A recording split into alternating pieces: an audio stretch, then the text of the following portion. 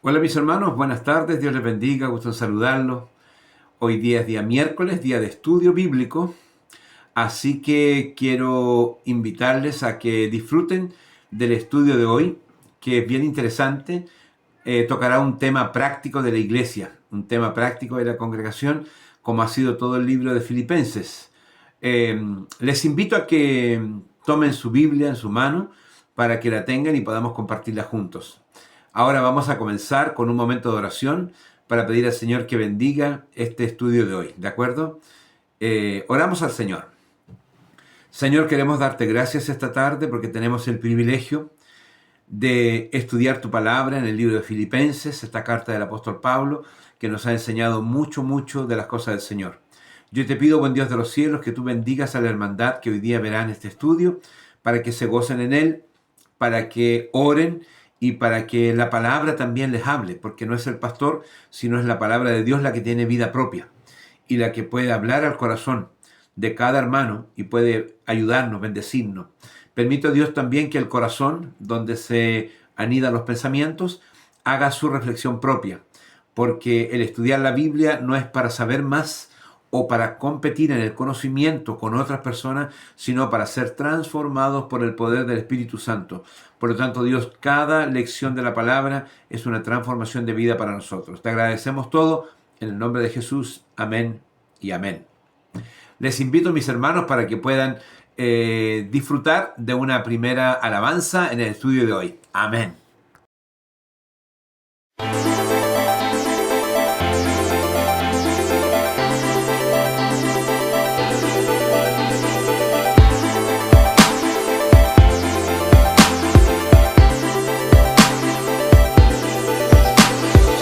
Aunque a veces siento como si nadie escuchó mi oración, confío en ti. Aunque a veces no entiendo el porqué de lo que pasó, confío en ti. Cuando todo lo que tengo en mis manos es solo recuerdos de lo que perdí, sintiendo llorar y mi corazón hambriento, rogando por alguna señal. Confío en ti, aunque no vea respuesta. Confío en tu amor. Tú sientes lo que yo siento. Tú tienes el control y siempre voy a amarte. Tuyo es mi corazón.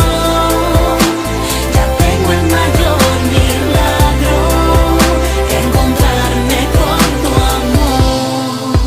No siempre las cosas pasan como yo deseo, y aún así no dejaré que me invada el miedo, porque escucho tu voz muy dentro, diciéndome que no desmaye, porque grande es lo que se acerca adelante. Y aquí estoy, creyendo que el milagro pronto vendrá. Confío en ti, aunque no vea respuesta. Confío en tu amor. Yo confío. Tú sientes lo que yo siento. Me sientes. Tienes el control y siempre voy a amarte. Tuyo es mi corazón. Tengo el mayor milagro, encontrarme con tu amor. Aunque yo no pueda verte, aún así confío. Aunque no pueda escucharte, aún así confío. Aunque no pueda mirarte, sé que eres real, real. Confío en ti, aunque no vea respuesta. Confío en ti. Confío en tu amor. Tú sientes lo que yo siento. Sientes lo que yo siento. Tienes el control Te amo. y siempre voy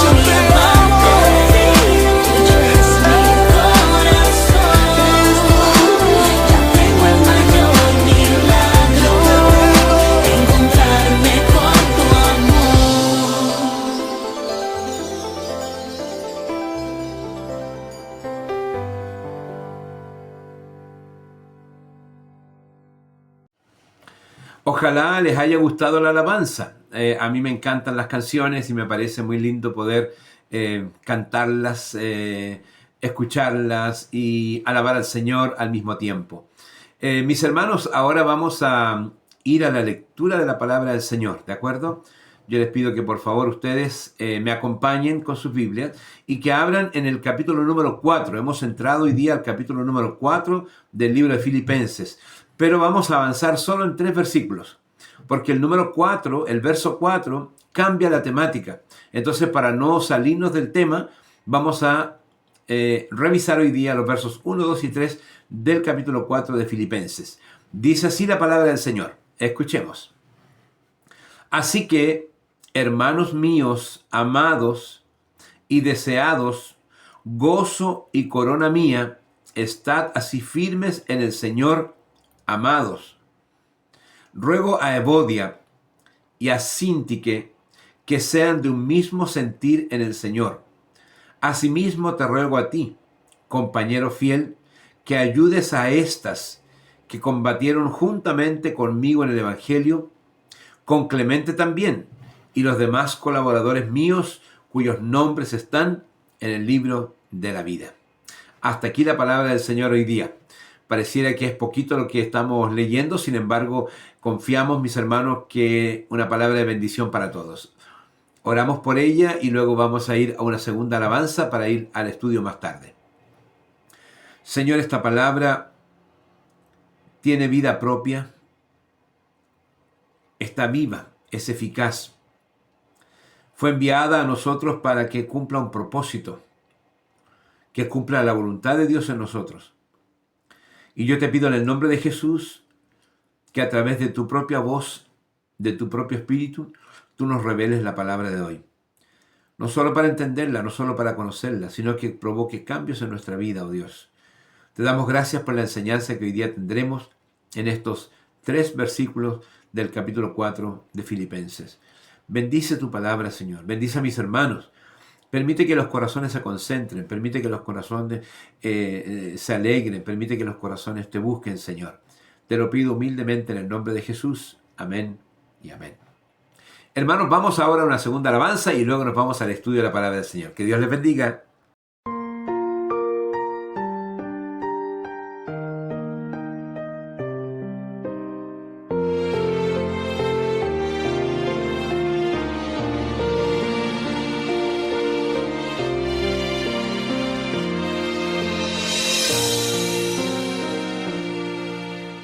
¿Cómo puedes no creer en Dios? ¿Cómo intentas ignorar su voz? Él ha dado muestras de sus grandes maravillas. Puedes ver su poder. Él eclipsa el sol hasta apagar. La más densa noche hace brillar. Todo lo transforma en su designio soberano, porque es Dios.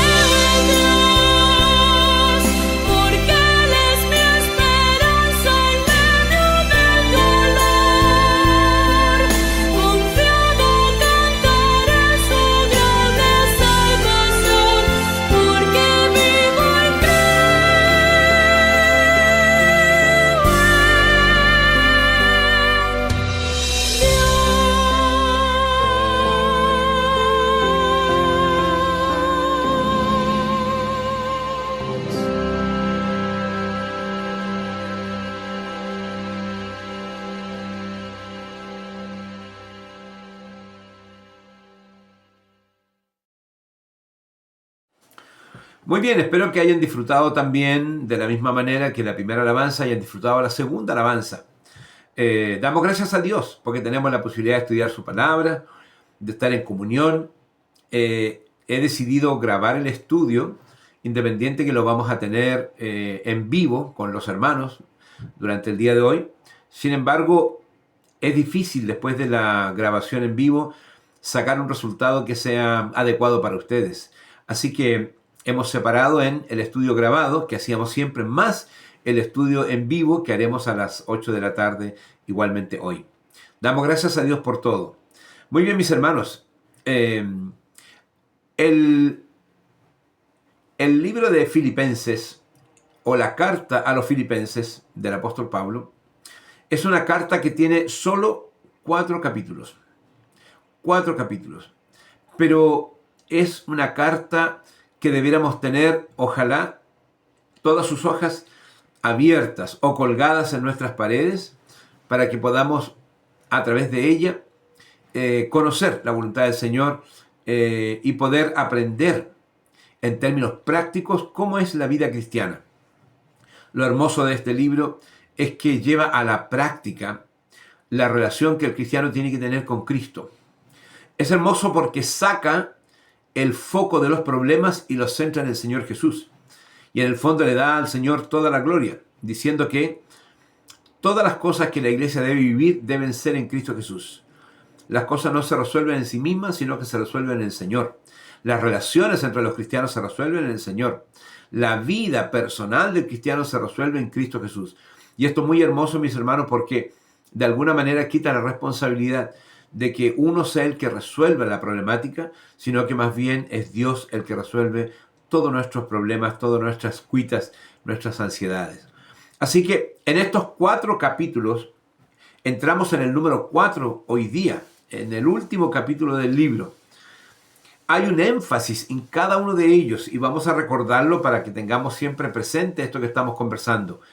En el primer capítulo, pudiéramos decir que la temática era la filosofía del vivir cristiano. Es decir, ¿cuál es el fondo del por qué un cristiano tiene que ser así? ¿Cuál es el motivo por el cual Dios nos mueve a ser de una manera específica y no de otra?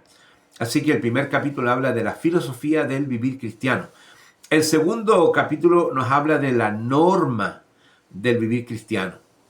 Es decir, la vida cristiana también tiene reglas, también tiene normas, tiene límites, y es importante tenerlos en claro, mis hermanos, porque de esta manera nos podemos saber comportar, nos podemos saber entender entre nosotros y nos podemos saber conducir bien como grupo iglesia, como grupo hermanos, como ustedes quieran llamarlo, pero un grupo de creyentes tiene que tener ciertas normas. Así que el capítulo número 2 de este libro nos ha dado grandes ideas sobre la norma del vivir cristiano. El capítulo número 3 más bien fue un premio para el vivir cristiano. Es decir, cuál es el resultado o cuál es la ganancia o la victoria en que vivamos de una manera adecuada como creyentes delante del Señor. Y nos damos cuenta que la bendición de Dios recaerá sobre todos aquellos que están siempre disponibles para hacer la buena voluntad de Dios. Y en este capítulo número 4, que es el capítulo final, tenemos la temática de la fortaleza, el poder para el vivir cristiano. La fortaleza, el poder para el vivir cristiano. Y está basado en una palabra muy sencilla que está al comienzo, una palabra muy sencilla que es el poder o la fortaleza del vivir cristiano. Muy bien, si nosotros vamos al primer versículo, el versículo número 1, dice la palabra del Señor ahí: así que, hermanos míos, amados y deseados, gozo y corona mía, estad así firmes en el Señor, amados. Ya Pablo lo había dicho anteriormente en este libro. Él había expresado el sentimiento más profundo que él tenía para con este hermoso pueblo que era de los hermanos filipenses. y vuelve en este capítulo a retomar la temática de la relación personal que él tiene con ellos. Cuando se formó este canon, se puso a estos versículos un tema que es regocijaos en el Señor siempre. Regocijaos en el Señor siempre. Este comienzo del capítulo número 4 del apóstol Pablo es un comienzo como del principio, es como volver a dar una bendición que ya fue dada anteriormente. Y las palabras que usa el apóstol Pablo en este solo primer versículo son palabras de profundo amor, un profundo sentimiento de fraternidad, pero que no es de un sentimiento solamente, o no es de una salamería, por decirlo de alguna manera, sino que más bien es el resultado de una madurez cristiana y de una vida santificada en el Señor. El apóstol Pablo tiene el derecho o tiene la autoridad, pudiéramos decir así, de poder expresarse de esta manera. Él no tiene temor a parecer salamero, no tiene temor a parecer adulador, no tiene temor a parecer favoritista. Él no tiene temor porque lo que él hace es el resultado de su relación con Cristo en términos espirituales. Así que él dice, así que, es decir, concluyendo entonces, por lo tanto, así que, y utiliza palabras muy hermosas porque llama a los hermanos o hace mención de ellos de tres maneras que son muy especiales, tres maneras muy especiales. La primera manera es que dice, hermanos míos, hermanos míos. Puede ser una sutileza para ustedes, pero para mí no es igual decir hola hermano a decir hola mi hermano. No es igual. Ambos son hermanos. Estoy declarándolo en la frase que digo.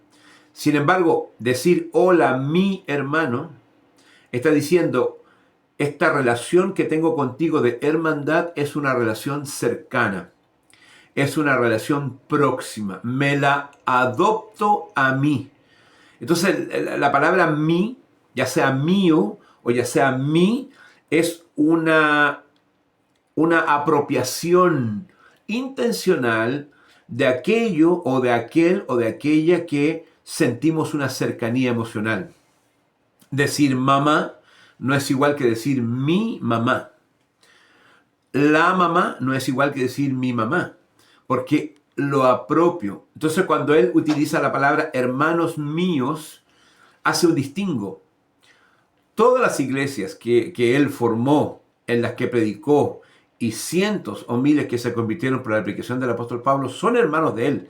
Pero cuando dice hermanos míos, es un grupo más pequeño, más selecto, que está profundamente arraigado a su corazón. Cuando nos conducimos entre nosotros, y esto puede ser sutil para ustedes, para mí no es sutil, cuando nos conducimos entre nosotros, es distinto decir hola mi hermana a decir hola hermana. El hola hermana hay una distancia, hay un respeto, hay un reconocimiento, pero hay como una distancia que no es cercana. Es decir, hola mi hermana es una cercanía. Usted es mi hermana, yo la siento como propia mía, ¿me entiende? Y ese mí o ese mía le da una proximidad. Entonces cuando el apóstol Pablo dice, hermanos míos, está diciendo ustedes que están en mi corazón. Ustedes que están dentro de mí y me acompañan en mis prisiones y están en mi mente, están en mi corazón, están en mi pensamiento, están en mis oraciones, están en mi alegría, están en todo. Es algo muy, muy cercano. Entonces la primera frase que él usa es hermanos míos. La segunda frase maravillosa que él refiere en este primer versículo, bien digo, dice amados y deseados. Amados y deseados. Ellos saben que él los ama. Y Pablo no es de las personas aduladoras o repetidoras. No es de las personas que necesita reforzar una idea repitiéndola. No es así. Pero cuando él dice amados y deseados, también está diciendo de que ellos son muy queridos por él. Son amados por él. Cuando dice hermanos míos, amados y deseados, significa yo quisiera tenerles conmigo.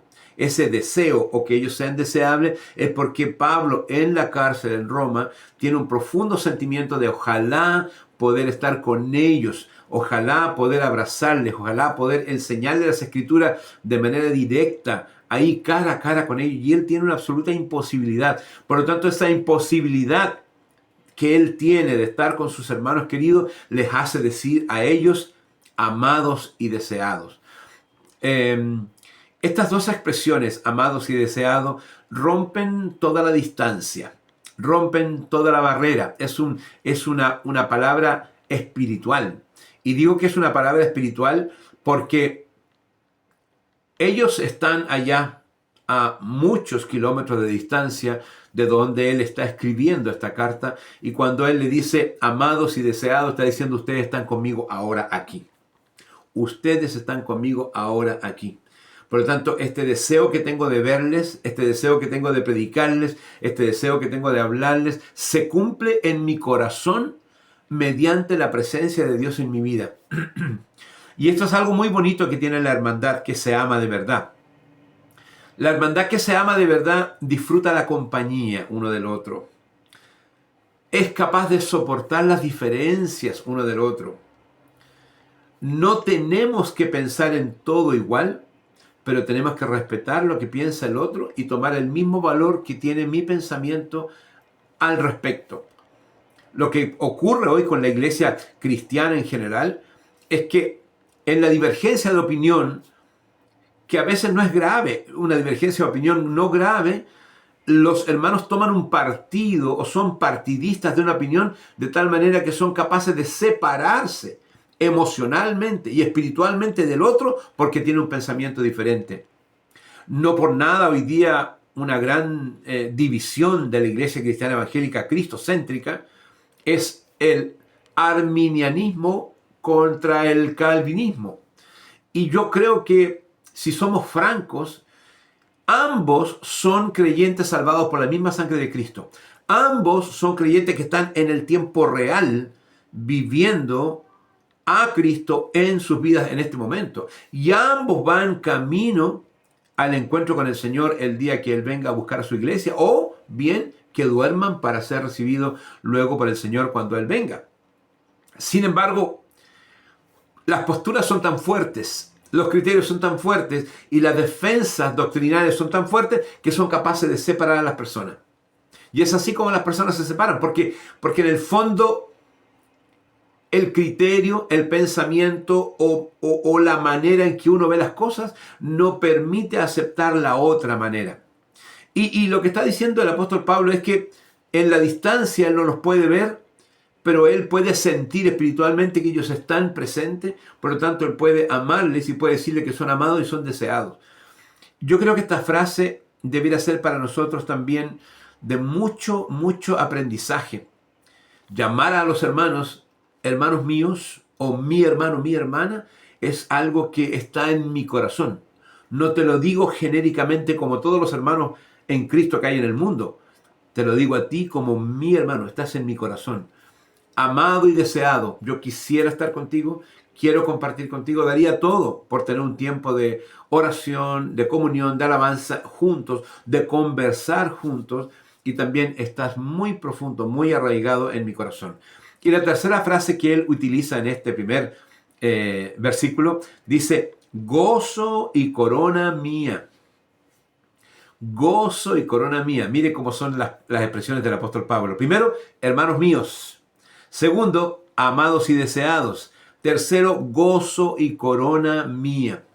Cuando él dice corona mía, hay una referencia a lo que es la victoria de un competidor. Por ejemplo, un atleta que principalmente en los juegos griegos, el ganador recibía una corona de olivos, que era como un cetro de victoria, ¿no es cierto?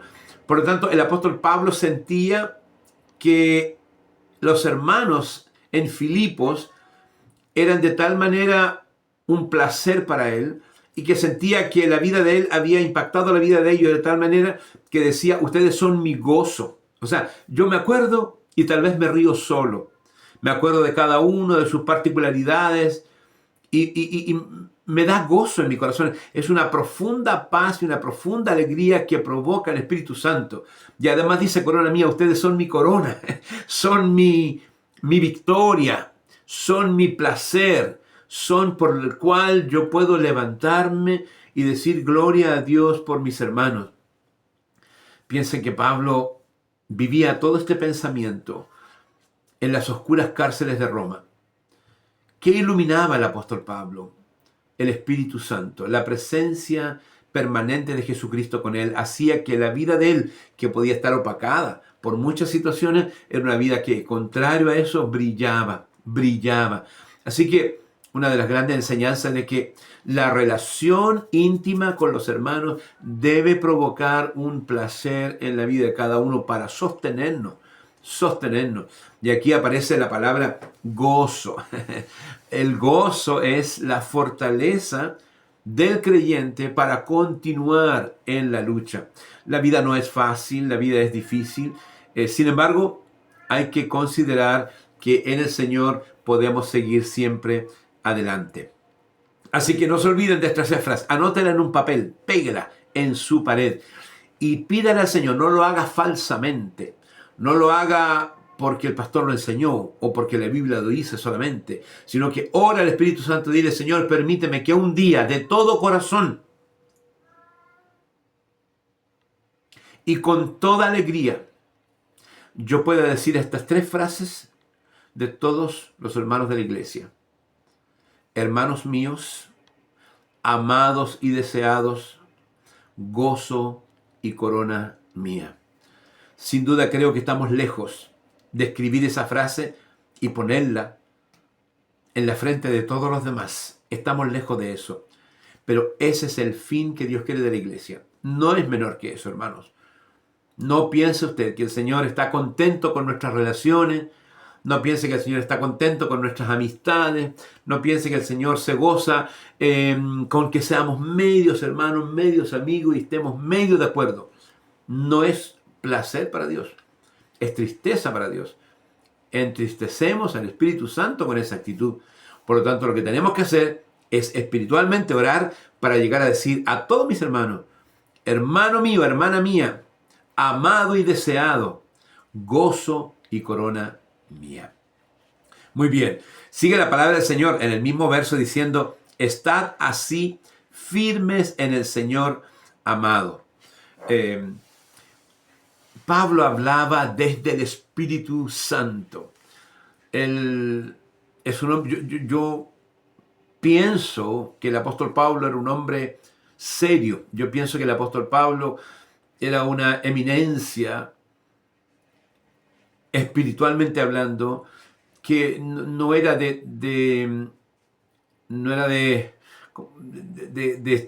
hacer chistes o no era de bromear con las personas, no era como de codearse con las personas. Él era un hombre serio. Era un hombre que tenía una responsabilidad, una tarea y una autoridad delante de Dios tan grande que era un hombre importante. Por lo tanto, cuando él revela el sentimiento de su corazón, no habla de una debilidad de él. No es que sea un hombre serio con una debilidad en su corazón, en su amor. No, sino que la fortaleza de él nace del profundo amor que Dios le dio para la hermandad, a quien les predicó, a quienes les enseñó, los discipuló y los puso ahí como pueblo de Dios en distintas partes del Asia Menor, también yo creo en Jerusalén, en los lugares donde él estuvo. Ahora, interesante que cuando dice estad firmes en el Señor, este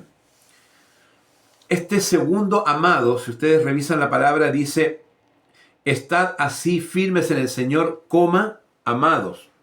Ya había dicho amados y deseados. Ahora dice amados, de nuevo. Este segundo amado no es igual que el primero. Este segundo amado está teniendo que ver con el amor que ellos tienen entre ellos. El primer amados es como hermanos míos, amados y deseados. Es como mi relación con ustedes en el amor de Cristo. pero cuando él dice por segunda vez, estad firmes en el Señor, amados, significa el gran motivo o aquello que va a reunir sus vidas permanentemente, de por vida, es el amor. Amados, deben amarse mutuamente. Este segundo amado es distinto al anterior. Deben amarse mutuamente de tal manera que en Cristo puedan tener esta relación de amor el uno con el otro. El conocer al Señor y experimentar la nueva vida en Cristo sea la base del amor que nos tenemos en Cristo. Y él dice, estad así firmes. Estad así firmes significa afirmados. Y esto es una cosa bien práctica, bien práctica. No es solo la posición de estar sobre algo firme, porque Cristo es la roca. Y los que estamos en Él estamos sobre algo firme. Pero Él además está diciendo, estad así firmes en el Señor. Significa, no solo estés en Cristo, sino que afírmate en Cristo Jesús. Afírmate en Cristo Jesús. Y es interesante, al decir afírmate en Cristo Jesús, es que la navegación que vamos a tener con el Señor Jesús va a tener movimiento. Cuando algo se mueve demasiado, nos afirmamos. Y esta es una experiencia transversal. Yo creo que todos ustedes entienden lo que significa afirmarse cuando uno está de viaje. Afirmarse. Todos los transportes se mueven. Mira, en el mismo auto, cuando uno pasa por un lomo de toro o cuando uno pasa por un camino rugoso, que le dice a su gente afirmarse y todos se agarran un poquito porque se va a mover el vehículo. Ese yo diría que es el más óptimo de todos, cuando uno va en un vehículo porque controla la velocidad, porque mantiene una velocidad estándar, etcétera, etcétera. Pero hay otras circunstancias como por ejemplo en el diario vivir. Nos subimos a la micro. Hay choferes como nuestro querido hermano Erwin, que son buenísimos choferes, respetuosos, caballeros y que conducen la micro como llevando a importantes pasajeros, sin duda. Y hay otros choferes que parece que conducen y no piensan que llevan gente, o piensan que van solo, o piensan que llevan bultos, porque conducen de una manera terrible. Cuando uno es joven, o cuando uno fue joven, uno se afirma como gato en la micro, se sube. Yo me acuerdo que yo me subía, pero así, la micro andando. Yo tomaba la manilla que había afuera y ¡bum! Me subía con una facilidad y me podía bajar corriendo. Hacía unas tonteras de joven irresponsable.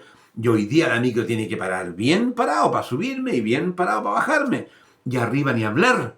Mis manos despejadas, si tengo la mano con la mochila o ando con un cuaderno debajo del brazo, es una cosa terrible.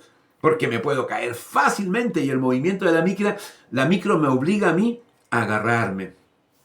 Así que, por un lado, la micro, el auto, la micro, el bus, aunque vayamos sentaditos, igual, fíjese que los buses ahora se obliga a poner cinturón de seguridad. Es un poco escabroso, ¿no? Pero es una obligación de ponerse un cinturón de seguridad. Podemos ir a cosas más graves. Por ejemplo, viajar en un barco en aguas tormentosas, en aguas de olas grandes. Sin duda que ahí hay que afirmarse. Ya les voy a contar un ejemplo. Sin duda que ahí hay que afirmarse. Y yo creo que el punto más grave del afirmarse no es ni en el auto, ni en la micro, ni en el bus, ni en el barco. Es en el avión. Cuando a un avión le toca cruzar una tormenta, un viento huracanado, vientos cruzados, o un mal clima, o una tormenta eléctrica, el avión se mueve de una manera increíble. Por lo tanto, a los pasajeros se les recomienda que vayan acinturados. Y si en algún momento están de pie, se dice vayan a su asiento y asegúrense, porque el movimiento del avión es tremendo. Voy a hacer un alto aquí para mostrarles un mapita. En este mapita ustedes van a ver que hay es un lago. No les va a decir nada, dice, no sé, el pastor nos muestra un plano con un lago. Es el lago O'Higgins, al sur de Chile, mucho más al sur que Coyhaique, más al norte que Punta Arenas, más al norte que Porvenir, pero al sur de Coyhaique, un lugar muy, muy especial. Vean el mapita y luego les sigo contando sobre él.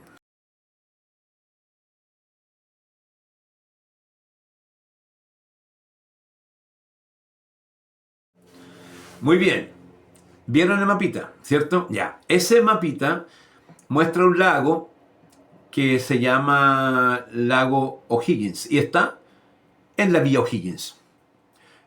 Hasta hace poco tiempo no había camino a la Vía O'Higgins. Ahora lo hay. Hace ya, no sé, 15 años hay camino a la Vía O'Higgins, pero antes no había. El único medio de transporte era el avión. Y yo en mi trabajo, en el Ministerio de la Pública, tenía que viajar en avión a la Vía O'Higgins.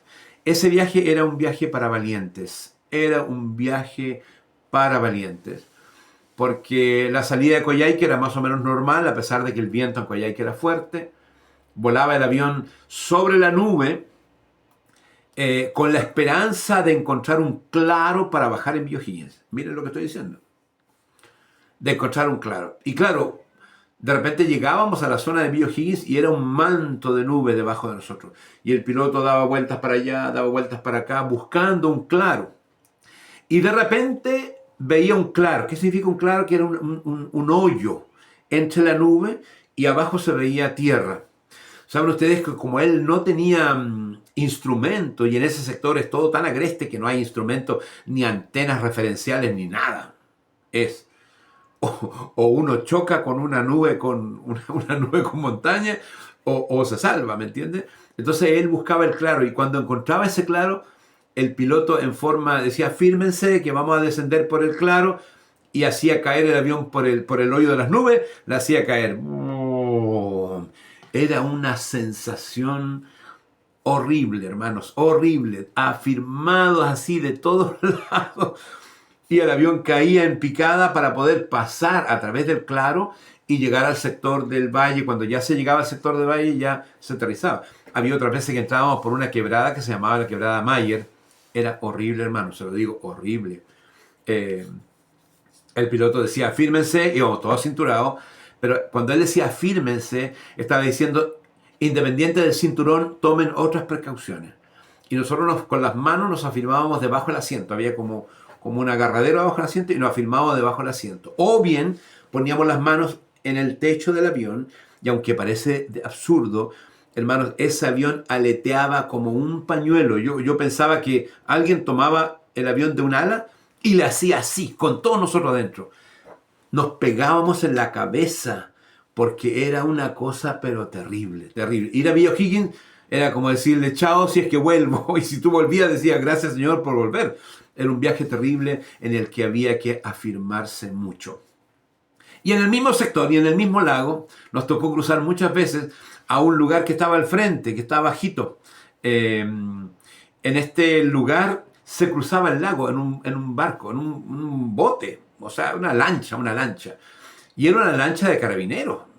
Teníamos que llegar primero por el lado argentino, teníamos que hacer aduana.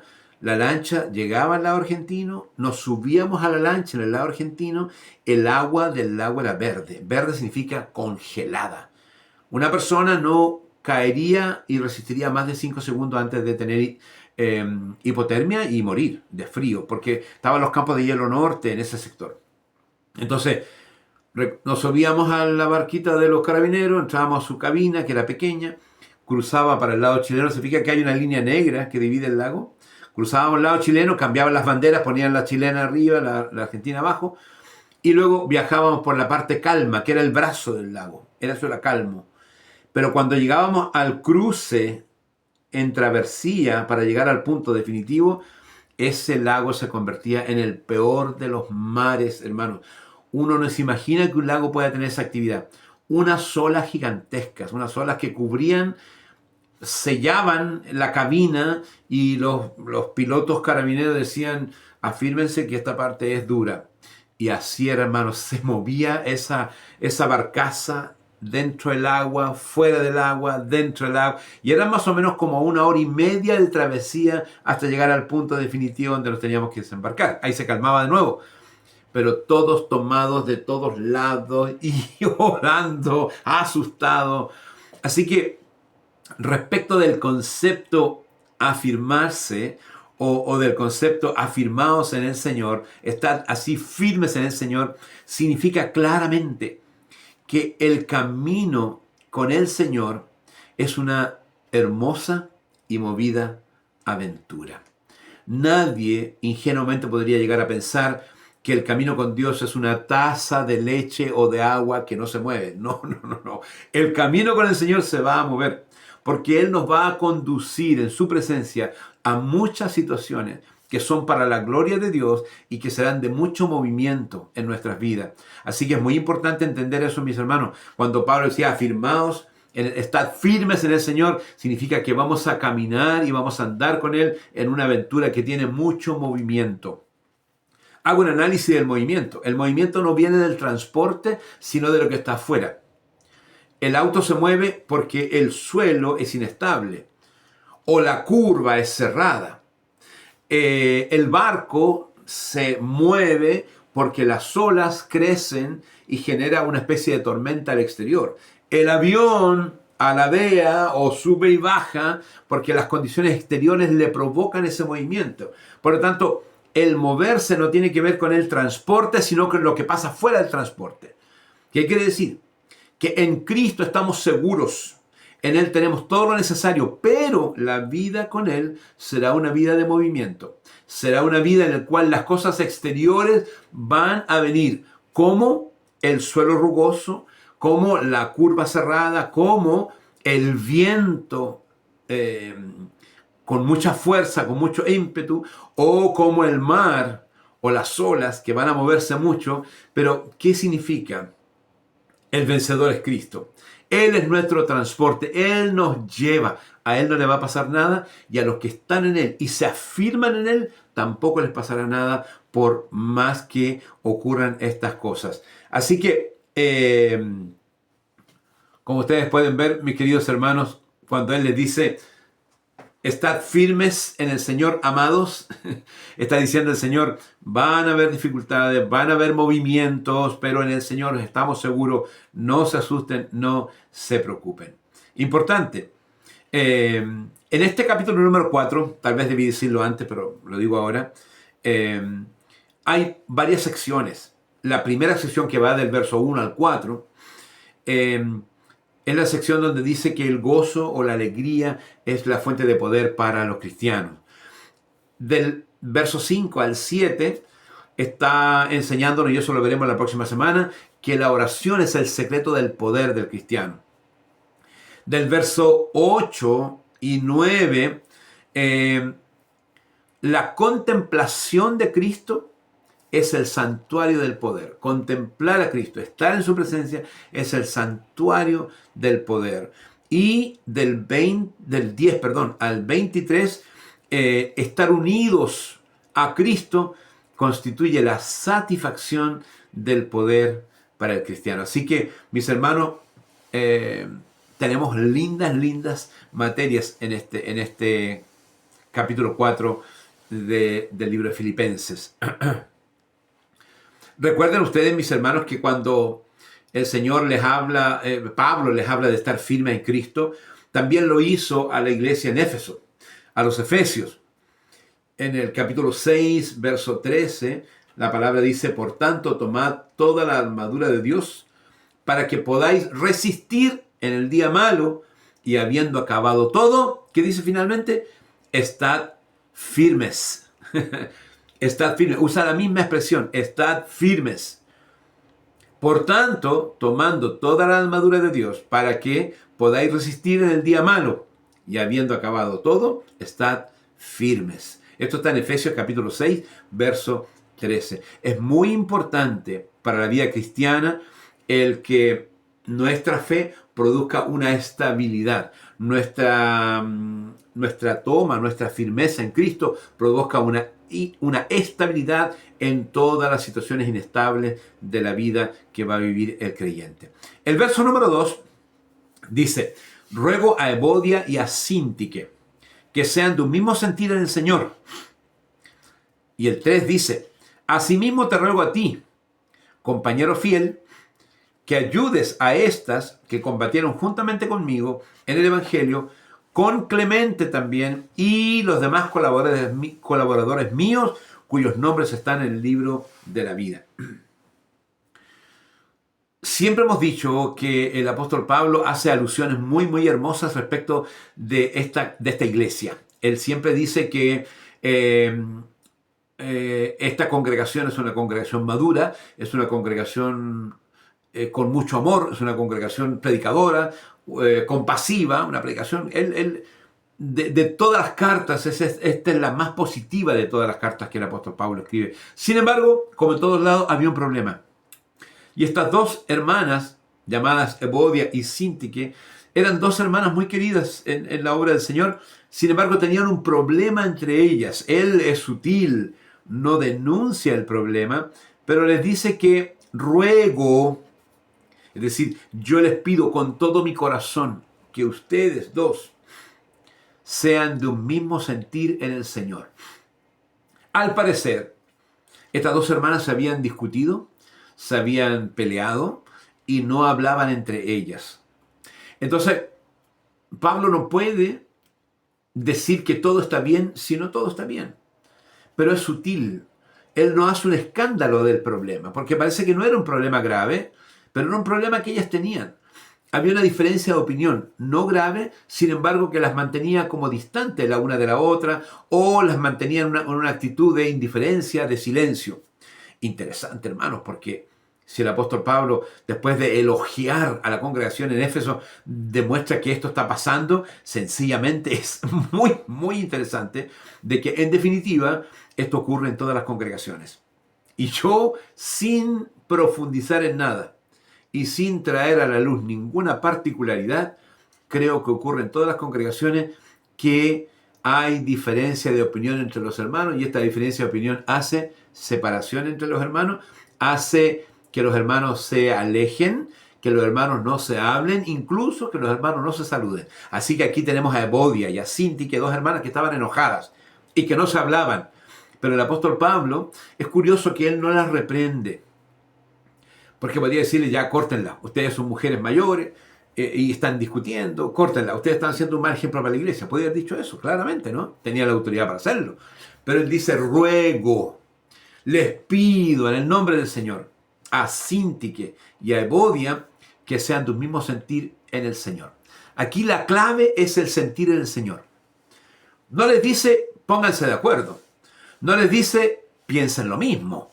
No les dice, ya pues, siéntense y acuerden algo para que estén en el mismo pensamiento. No dice eso. Dice que ambas estén en un mismo sentir en el Señor. O sea, la problemática de los cristianos es que tenemos sentires particulares que dominan nuestras vidas. Y en el sentir particular que domina nuestras vidas no hay acuerdo.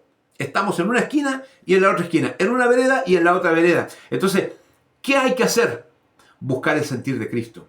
Si tú tomas el sentir que hay en Cristo Jesús, yo tomo el sentir que hay en Cristo Jesús, ¿qué va a pasar con nosotros? Nos vamos a reunir. No por nuestras particularidades, sino por nuestra gran unión que es Jesucristo. Y el apóstol Pablo les ruega a estas hermanas que por favor tengan un mismo sentir en el Señor. No que cambien, no es que sean una la fotocopia de la otra, ni que una diga, ya, bueno, voy a pensar como tú. No está tratando de que una gane, la otra pierda, que una se homologue. No está diciendo eso. Lo que él está diciendo claramente es de que ellas pueden llegar a un punto de conexión, y ese punto de conexión es el sentir que hubo en Cristo Jesús. Hermoso, hermanos, me impacta, porque la solución del problema no está en el problema. La solución del problema está en Cristo Jesús. Sacar la vista del problema nos pone en la presencia del Señor y desaparece la diferencia. Ahora, esto no significa, mis hermanos, que todos tienen que pensar igual. No significa que todos tienen que ser robotitos, porque Dios no quiere robot ni menos marioneta. Él quiere amigos, pensantes, diferentes, que difieren de opinión. Pero lo que no quiere es que nos dividamos por causa de nuestras opiniones. Debemos tener la capacidad como cristianos de decir, yo tengo mi opinión distinta de la tuya, pero yo valoro tu opinión como valoro la mía. Y en algún momento estaremos de acuerdo, o a lo mejor nunca estemos de acuerdo. Sin embargo, nuestra relación en Cristo como hermanos no puede ser quebrantada bajo ninguna diferencia de opinión. Ya sea que tú seas calvinista, ya sea que yo sea arminiano, somos hermanos en la fe, somos hijos de un mismo Padre, somos salvados por la sangre de Cristo. Esa es la fortaleza. Y en ese sentido nuestra iglesia nazarena ha tenido el cuidado de pensar que en las cosas menores pueden haber divergencias, no hay problema. En lo importante, unidad. En las cosas de la palabra, unidad. En las cosas del Espíritu, unidad. En las cosas que son no tan importantes, puede haber divergencia, no es relevante. ¿Me entienden? Entonces no discutamos por cuestiones que no son. Y aquí hay un ejemplo de estas hermanas que tenían esta discusión. Ahora, es interesante que él dice, en el verso número 3, dice, asimismo te ruego a ti, compañero fiel. No nombra a alguien, pero creemos que él podía haber estado hablando del pastor de esa iglesia, Epafrodito, ¿recuerdan? Creemos que él pudo haber estado hablando del pastor, compañero fiel, quien era el pastor de esa iglesia, Epafrodito, que ayudes a estas que combatieron conmigo en el Evangelio. Ahora, aquí hay una tremenda información. Ellas no eran hermanas de la iglesia así nomás.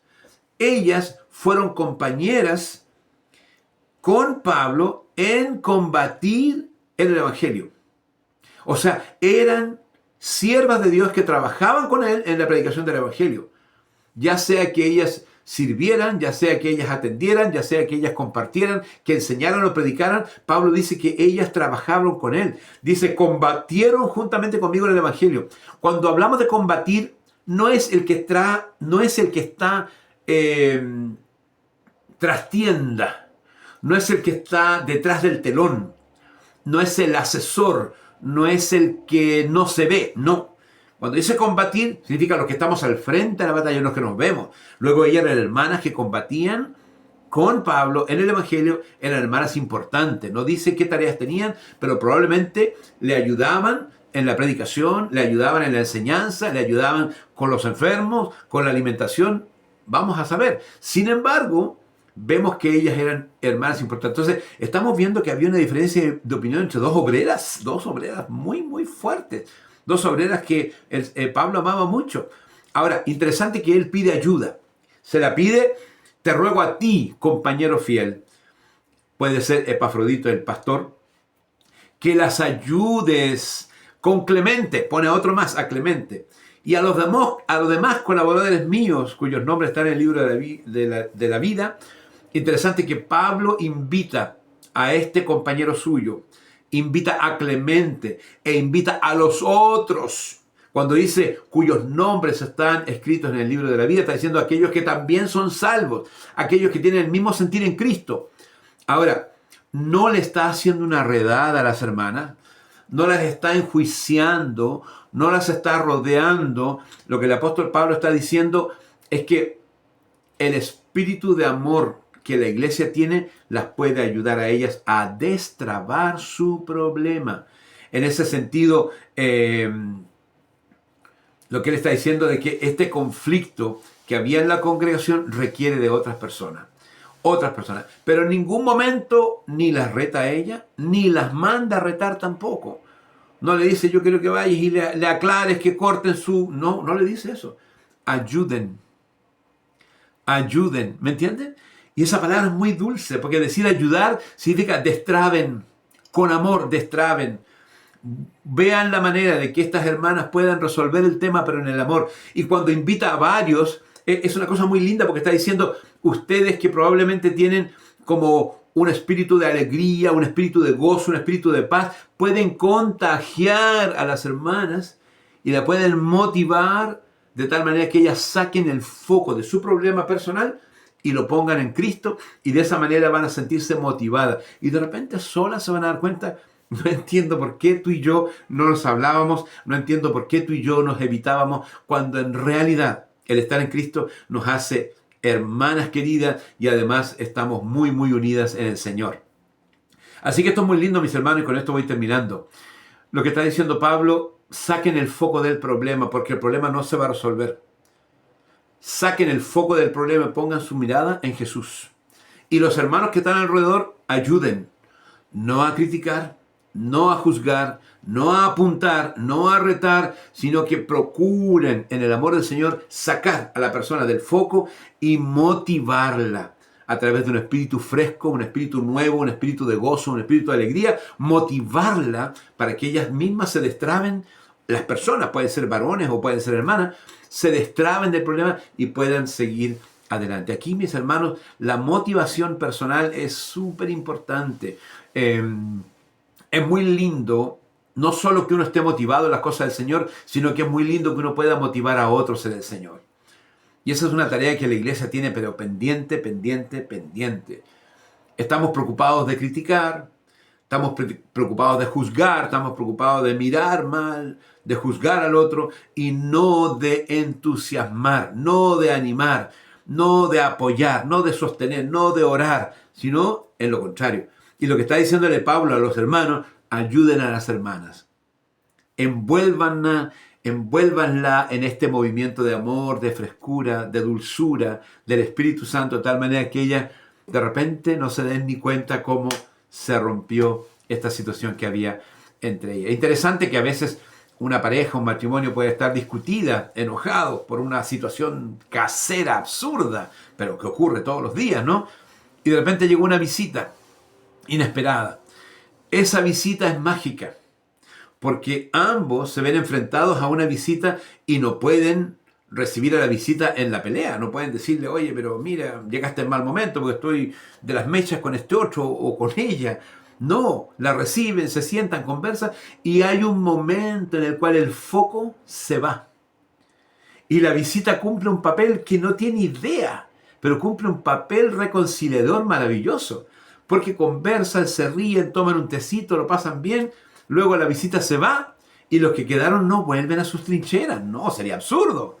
Sino que se ríen y se dan cuenta que esa visita que vino les ayudó a destrabar el problema sin hablar del problema. No hubo que aclarar nada. Sencillamente hubo que cambiar el foco, el punto de vista y el problema se resolvió. Así que lindo, hermanos, yo creo que estas enseñanzas son maravillosas. Yo me gozo en esta palabra y espero que ustedes también. Ahora vamos a despedirnos con una oración y deseo que tengan un lindo resto de semana para que nos veamos el domingo en la adoración al Señor. Señor, gracias por esta palabra. 3 versículos. Pareciera que no avanzamos nada, pero es increíble todo lo que hemos aprendido hoy día en ellos, Señor.